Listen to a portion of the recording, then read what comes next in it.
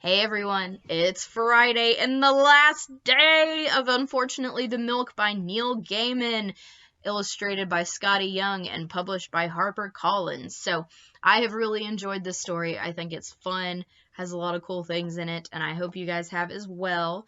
So let us jump on in and get this story to an end.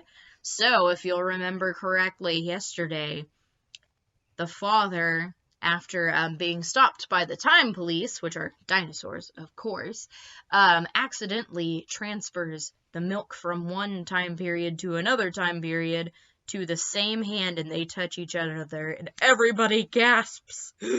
So let's see what happens now.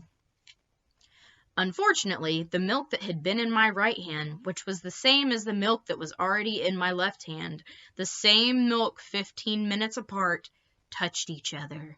I held my breath.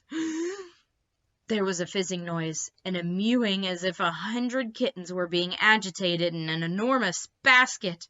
Professor Stegg closed her eyes. "I can't look," she said. 3 purple dwarfs with flower pots on their heads appeared from nowhere and began to do a little dance. "Did the universe end?" said the Tyrannosaurus with his eyes tightly scrunched closed. "Look!" I said. We all watched the dwarfs dance. They weren't human and they weren't dinosaurs. They had purple skin and the flower pots on their heads had lots of flowers growing out of them. They did a complicated sort of a dance with lots of leg kicking and shouts of "Oi!" and "Ole!" and "Pratong!" And then, as strangely as they had come, they vanished. "Ah," said Professor Stegg, "it was always a possibility that this might happen. And fortunately, the universe has not ended." She pressed the button again with her tail. A small hole in space and time opened up. I was standing on the other side with a baffled expression on my face. "Catch!" I shouted and threw the milk through the hole. As the portal closed, I saw me catch the milk using my stomach. The green globby aliens, having been rounded up and taken away, all the space dinosaurs gathered around. "I can't believe it," said the Diplodocus. "Professor Stegg, just like in the comics, the dinosaur who taught us that in the far future, small mammals will eat their breakfast cereal with milk on it. Inventor of the button. She's here, in front of us, with her gorilla." "Not a gorilla, but a human father," said Professor Stegg, and all the other dinosaurs gasped and said things like, "Oh, how wise she is," and "what a brain," and "how can you tell the difference between that creature and a gorilla? Is it the shoes?" And here is a picture of the dwarfs with the flower pots. Professor Stegg said, "This human father has been my companion on my strange journey into the future. Now, before I take my leave of him and come with you, oh space dinosaurs, we should sing to him one of the great old dinosaur songs." They sang me a song in 6-part harmony called "How Do You Feel This Morning When You Know What You Did Last Night?" Then they sang me a song called "Don't Go Down to the Tar Pits, Dear, Because I'm Getting Stuck on You." The Space Police dinosaurs sang me a song about being space police and saving people all over the universe and driving very fast space bikes. Here's a picture of the dinosaurs singing.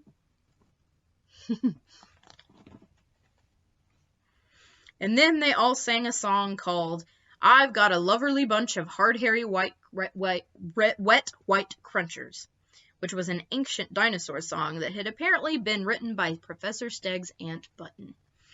There is nothing in the whole of creation as beautiful as dinosaurs singing in harmony.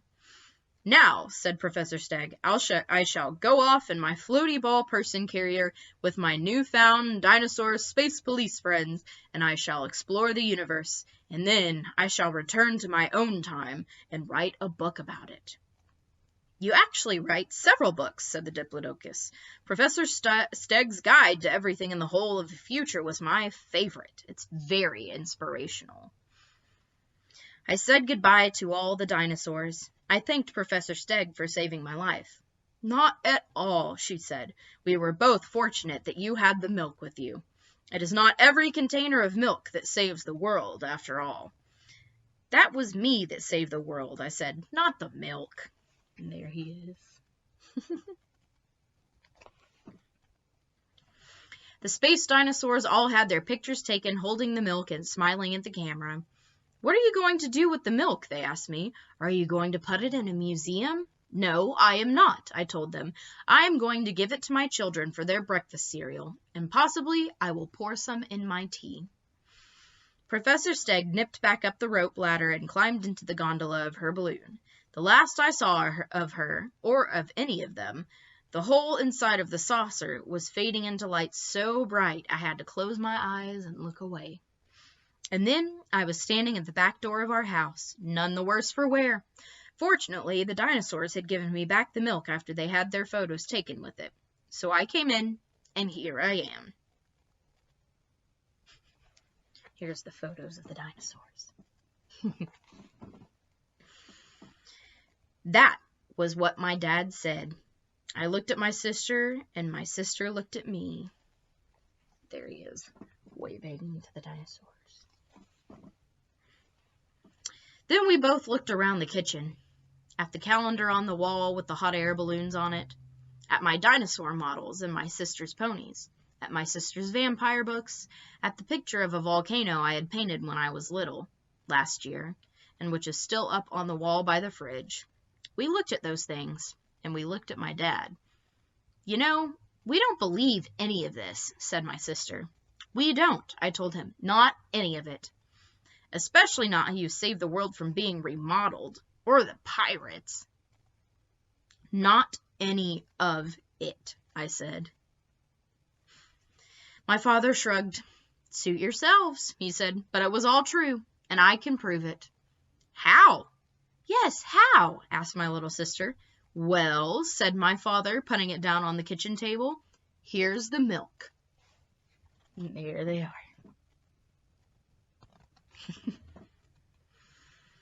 And he went back to reading his paper.